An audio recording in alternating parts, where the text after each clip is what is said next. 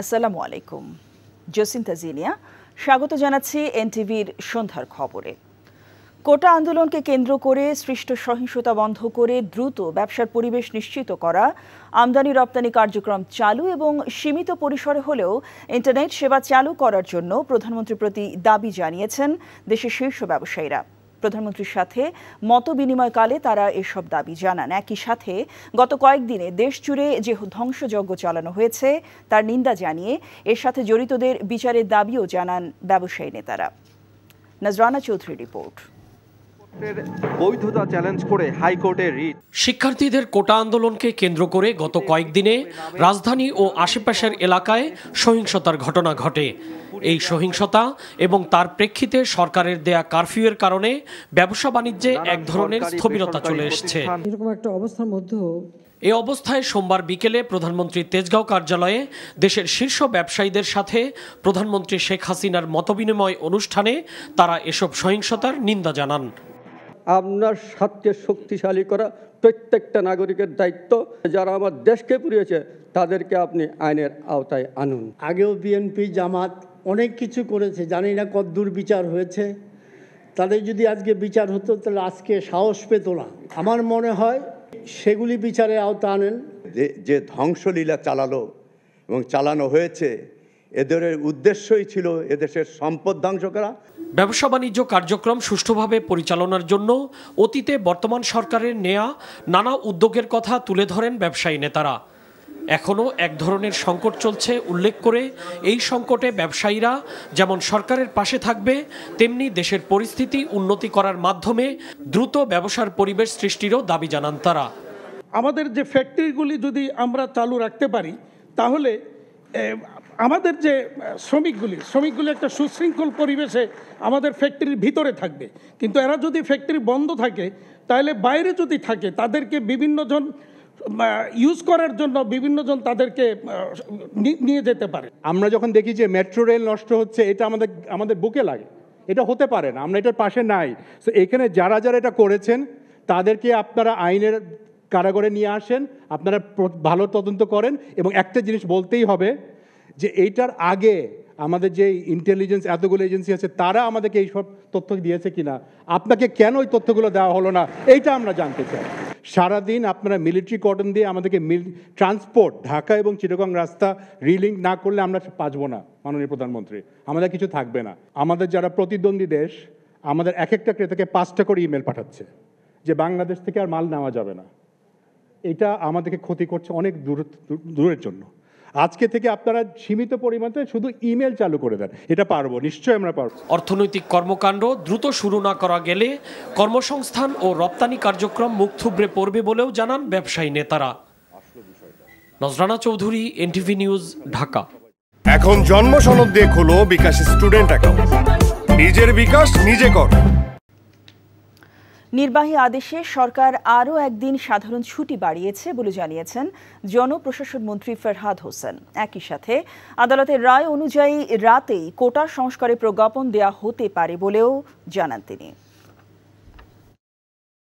আপনারা জানেন যে চলমান ঘটনাগুলো সেগুলোর পরিস্থিতি বিবেচনা করেই কিন্তু আমরা যে কারফিউ জারি করা হয়েছে এবং সেক্ষেত্রে কিন্তু 2 দিনের সাধারণ ছুটি সরকারের নির্বাহী আদেশে আমরা আজকে এবং গতকালকে 2 দিনের ছুটি ছিল, আজকে আবারও আগামীকালের জন্য আমরা সাধারণ ছুটি ঘোষণা করেছি এবং সেক্ষেত্রে আমরা প্রজ্ঞাপন জারি করেছি ইতিমধ্যে। বিএনপি মহাসচিব মির্জা ফখরুল ইসলাম আলমগীর বলেছেন, কোটা আন্দোলনকে কেন্দ্র করে বিএনপি নেতাকর্মীদের গ্রেফতার ও তাদের বাসায় পুলিশি তল্লাশি চালানো হচ্ছে। এ ঘটনায় গভীর উদ্বেগ প্রকাশ করেছেন তিনি। আজ গণমাধ্যমে পাঠানো এক বিবৃতিতে বিএনপি মহাসচিব বলেন, কোটা সংস্কারে যৌক্তিক দাবিতে কোমলমতি শিক্ষার্থীদের ওপর দলীয় সন্ত্রাসী ও আইনশৃঙ্খলা রক্ষাকারী বাহিনী দিয়ে নৃশংসভাবে হত্যা চালিয়েছে সরকার। দেশে কারফিউ জারির মাধ্যমে আইনশৃঙ্খলা রক্ষাকারী বাহিনীকে জনগণের মুখোমুখি দাঁড় করিয়ে জনগণকে চরম বিপর্যয় ও দুর্ভোগের মধ্যে নিক্ষেপ করেছে সরকার। ফখরুল বলেন, কোটা বিরোধী আন্দোলনে বিএনপি নেতাকর্মীদের কোনো ধরনের সংশ্লিষ্টতা না থাকলেও কাল্পনিক অভিযোগ এনে দলীয় নেতাকর্মীদের হেনস্থা করা হচ্ছে। গ্রেফতারকৃত নেতৃবৃন্দকে রিমান্ডে নিয়ে চরম নির্যাতন করা হচ্ছে বলে অভিযোগ তার। বলেন, অন্যায় অবিচার চালিয়ে জনগণের শক্তির কাছে কোনো স্বৈরশাসক টিকে থাকতে পারেনি, বর্তমান সরকারও পারবে না। গ্রেফতারকৃত নেতৃবৃন্দকে অবিলম্বে নিঃশর্ত মুক্তি এবং বিএনপি সিনিয়র নেতৃবৃন্দের বাসায় পুলিশি তল্লাশি বন্ধের আহ্বান জানান মির্জা ফখরুল। তৃতীয় দিনের মতো দেশব্যাপী চলছে কারফিউ। রাজধানী মোড়ে মোড়ে অবস্থান করছে আইনশৃঙ্খলা রক্ষাকারী বাহিনীর সদস্যরা। আজ দুপুর 2টা থেকে বিকেল 5টা পর্যন্ত কারফিউ শিথিল করার পর আবারও শুরু হয় কারফিউ। এদিকে যাত্রাবাড়ি শনির আখড়া এলাকার ক্ষতিগ্রস্ত এলাকা পরিদর্শন করেছেন পুলিশ প্রধান। হাসান মাহমুদের রিপোর্ট। এখন জন্ম সনদ দিয়ে খোলো বিকাশ স্টুডেন্ট অ্যাকাউন্ট। নিজের বিকাশ নিজে কর। দেশজুড়ে উদ্ভূত পরিস্থিতি নিয়ন্ত্রণে রাজধানীর বিভিন্ন গুরুত্বপূর্ণ পয়েন্টে পুলিশ, বিজিবির পাশাপাশি কারফিউর তৃতীয় দিনে মোতায়েন ছিল সেনা সদস্যরাও। রাস্তায় যানবাহন চলাচল সীমিত, তবে গত দুদিনের তুলনায় রিকশা ও সিএনজি এবং ব্যক্তিগত গাড়ির সংখ্যা কিছুটা বেড়েছে। চোখে পড়েনি কোনো গণপরিবহন। জরুরি প্রয়োজনে যারা বাইরে বের হচ্ছেন তাদের পরিচয় নিশ্চিত হয়েই গন্তব্যে যেতে দিচ্ছে আইনশৃঙ্খলা রক্ষাকারী বাহিনীর সদস্যরা। সন্দেহজনক মনে হলে করা হচ্ছে তল্লাশি। এদিকে যাত্রাবাড়ি শনির আখড়া সংলগ্ন ক্ষতিগ্রস্ত এলাকা পরিদর্শন করেছেন পুলিশের মহাপরিদর্শক। এ সময় তিনি সাংবাদিকদের বলেন, বিশেষ মহল ফায়দা হাসিল করতেই জ্বালাও পোড়াও করেছে। একটি বিশেষ মহল এ থেকে রাজনৈতিক ফায়দা হাসিলের জন্য তারা দেশের মধ্যে একটা বিশৃঙ্খল পরিস্থিতি সৃষ্টি করতে চেয়েছে এবং জ্বালাও পোড়াও এর কার্যক্রম শুরু করেছে। ঢাকা মেট্রোপলিটন পুলিশও রাজধানীর ক্ষতিগ্রস্ত বিভিন্ন এলাকা পরিদর্শন করেছে। দোষীদের শাস্তির আওতায় আনার কথা জানিয়েছে পুলিশ।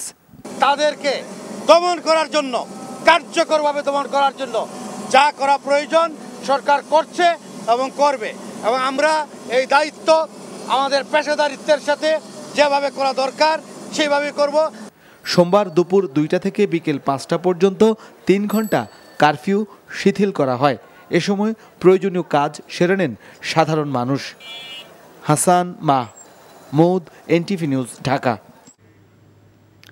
দেশের সার্বিক পরিস্থিতি অনেকটাই নিয়ন্ত্রণে এসেছে বলে জানিয়েছেন সেনাবাহিনী প্রধান জেনারেল ওয়াকারুজ্জামান।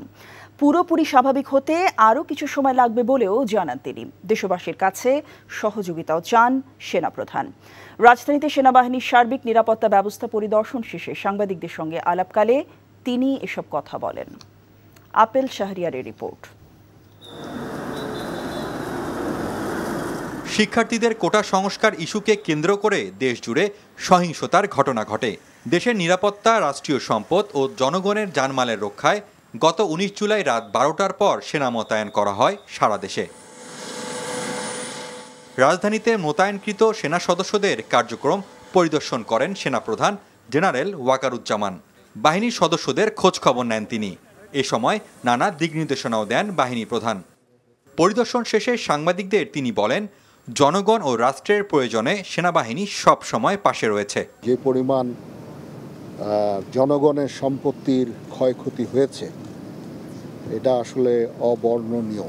এই সম্পদ কারো ব্যক্তিগত না, এই সম্পদ জনগণের সম্পদ। সুতরাং এই জনগণের সম্পদকে রক্ষা করার দায়িত্ব আমাদের সবার। আইনশৃঙ্খলা পরিস্থিতি পুরোপুরি স্বাভাবিক হতে আরও কিছু সময় লাগবে বলে জানান তিনি। পাবলিকের মধ্যে একটু কনফিডেন্স নিয়ে আসতে হবে, একটা স্বস্তি নিয়ে আসতে হবে। আমার ধারণা যে কিছু সময় লাগবে, বাট এটা হয়ে যাবে। But life line is already established, এটাকে সাস্টেইন করতে হবে। আমরা সঠিক দিকেই এগিয়ে যাচ্ছি, হয়তো আরেকটু সময় লাগবে, আমরা স্বাভাবিক জীবনযাত্রায় ফেরত যেতে পারবো।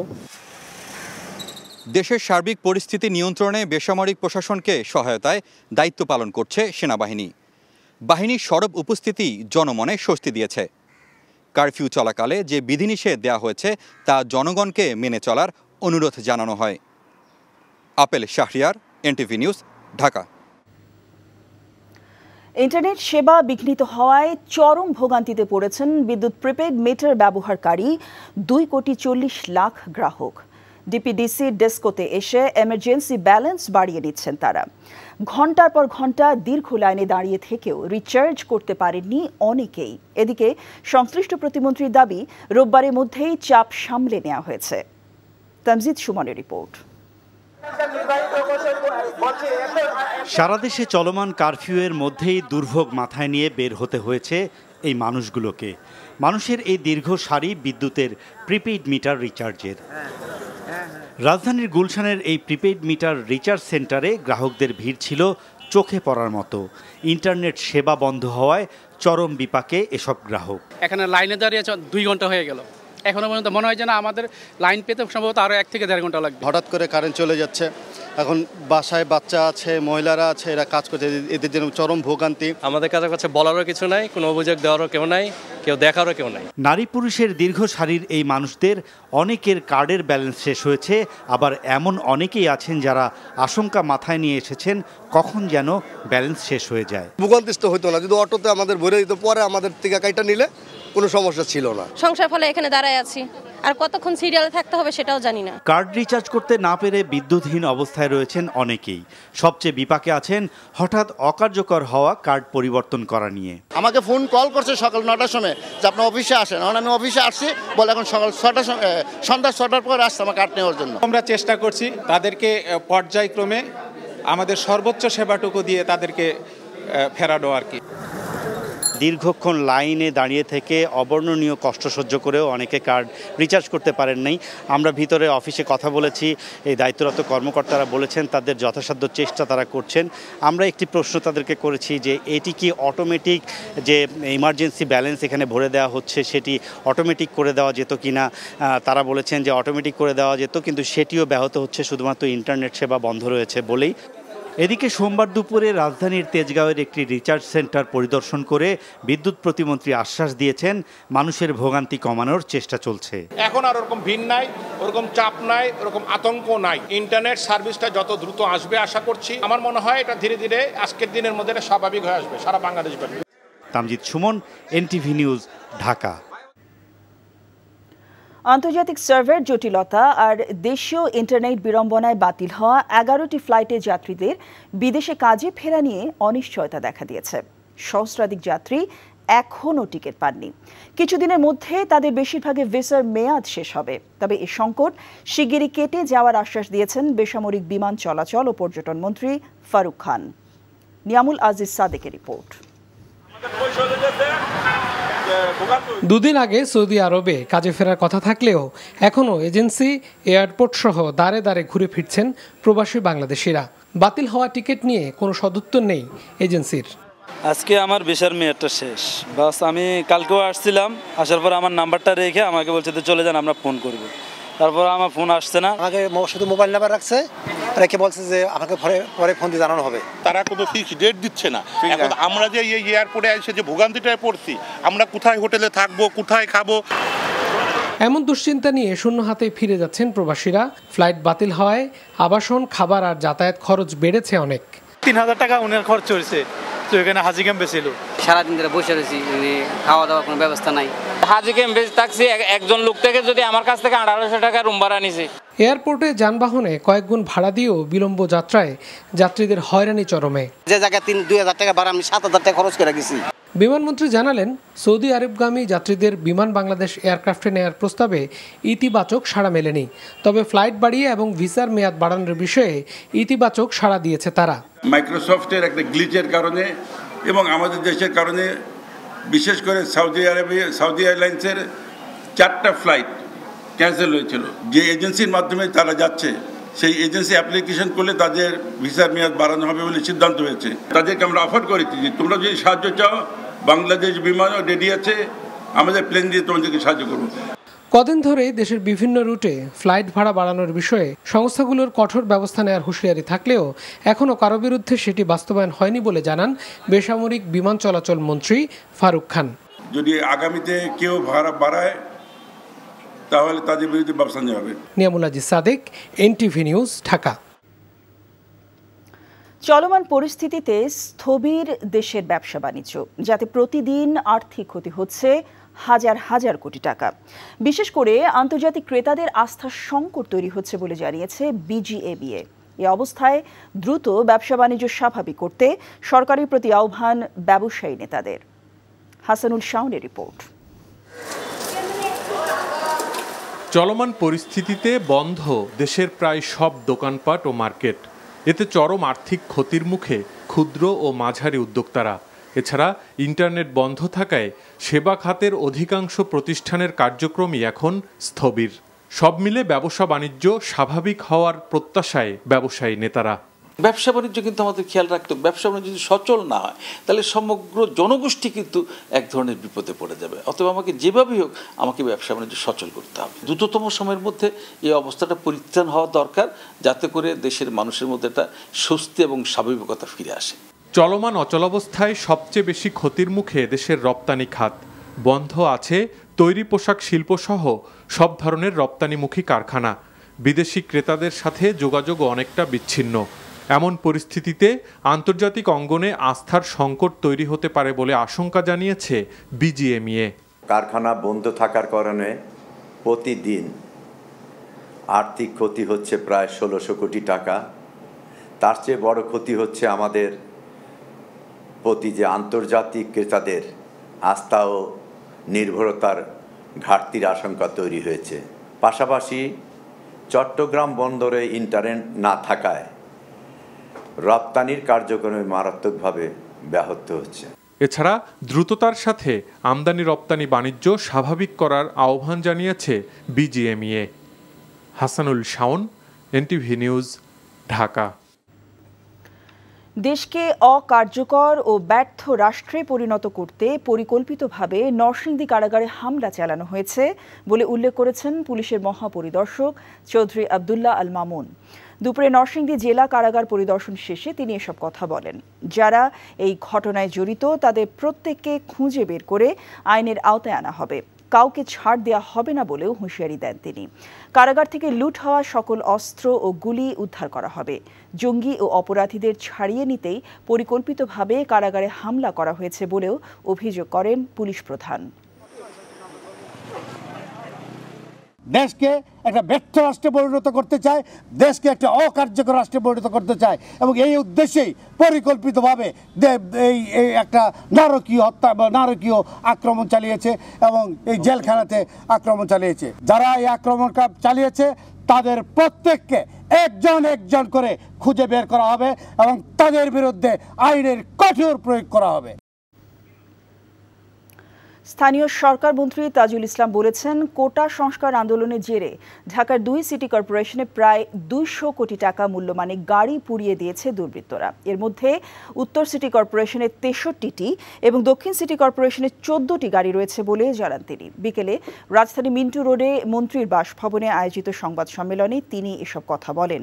মন্ত্রী বলেন, ইন্টারনেট সেবা বন্ধ থাকায় সারা দেশের বিভিন্ন সিটি কর্পোরেশন, পৌরসভা, ইউনিয়নের ক্ষয়ক্ষতির পূর্ণাঙ্গ হিসাব এখনো পাওয়া যায়নি। তিনি আরও বলেন, ঢাকার পার্শ্ববর্তী নারায়ণগঞ্জ সিটি কর্পোরেশনের বেশ কিছু গাড়ি ও অফিস ভবনে অগ্নিসংযোগ করা হয়েছে বলে মেয়র সেলিনা হায়াত আইভি টেলিফোনে জানিয়েছেন। কোটা সংস্কার আন্দোলনে ভর করে বিএনপি জামায়াত এসব ধ্বংসাত্মক কর্মকাণ্ড চালিয়েছে বলে জানান মন্ত্রী। তো আমাদের ডিএনসিসির দেখা গেছে যে ঢাকা নর্থ সিটি কর্পোরেশনের 62টি গাড়ি ক্ষতিগ্রস্ত হয়েছে। তার মধ্যে 29টির কথা বলা হয়েছে সম্পূর্ণ বশীভূত হয়ে গেছে। আর দক্ষিণ সিটি কর্পোরেশনে 14টি গাড়ি সম্পূর্ণ ধ্বংস করা হয়েছে। এরপর নারায়ণগঞ্জে মেয়র আইভি আমাকে শুক্রবার রাত্রে টেলিফোন করে বলল যে তার ওখানে সমস্ত চতুর্দিকে আগুন লাগাই দেওয়া হয়েছে এবং অসংখ্য তাদের যানবাহন পোড়াই দেওয়া হয়েছে। এই ছিল সন্ধ্যার খবরে। এই খবরের ভিডিও সহ আপডেট জানতে ভিজিট করুন এনটিভি অনলাইন www.ntvbd.com। এছাড়াও এনটিভি জনপ্রিয় সব অনুষ্ঠান ও খবরের আপডেট জানতে ভিজিট করুন আমাদের ইউটিউব ভেরিফাইড ফেসবুক পেজ। রাত 10:30টায় রাতের খবর দেখার আমন্ত্রণ জানিয়ে শেষ করছি। সবাইকে ধন্যবাদ।